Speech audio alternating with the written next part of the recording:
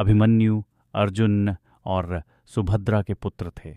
वह अपने पिता की तरह पराक्रमी और अपनी माता की तरह बुद्धिमान थे।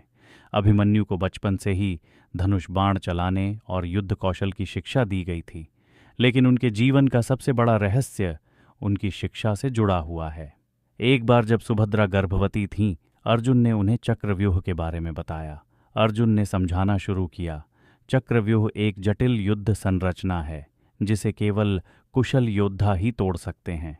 इसके अंदर जाने और बाहर निकलने की प्रक्रिया कठिन है।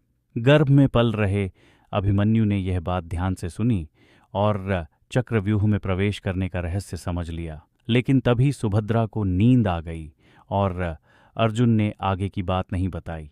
इस कारण अभिमन्यु ने केवल चक्रव्यूह में प्रवेश करने का ज्ञान प्राप्त किया, लेकिन बाहर निकलने की विधि नहीं जान पाए। यह बात अभिमन्यु के जीवन में बहुत महत्वपूर्ण साबित हुई। जब महाभारत के युद्ध में कौरवों ने चक्रव्यूह बनाया तो अर्जुन वहां उपस्थित नहीं थे। अभिमन्यु ने पांडवों से कहा, मैं चक्रव्यूह में प्रवेश कर इसे भेद सकता हूं, लेकिन मुझे बाहर निकलने का तरीका नहीं पता। पांडवों ने उनकी वीरता पर भरोसा किया और अभिमन्यु ने अद्वितीय साहस दिखाते हुए अकेले ही चक्रव्यूह में प्रवेश किया। उन्होंने कौरवों की सेना में हलचल मचा दी। उनकी वीरता देखकर द्रोणाचार्य, कर्ण, दुर्योधन और अश्वत्थामा जैसे योद्धा भी चकित रह गए। लेकिन कौरवों ने नियम तोड़ते हुए सामूहिक रूप से उन पर आक्रमण किया। अभिमन्यु ने अद्भुत पराक्रम दिखाया और अंततः वीरगति को प्राप्त हुए।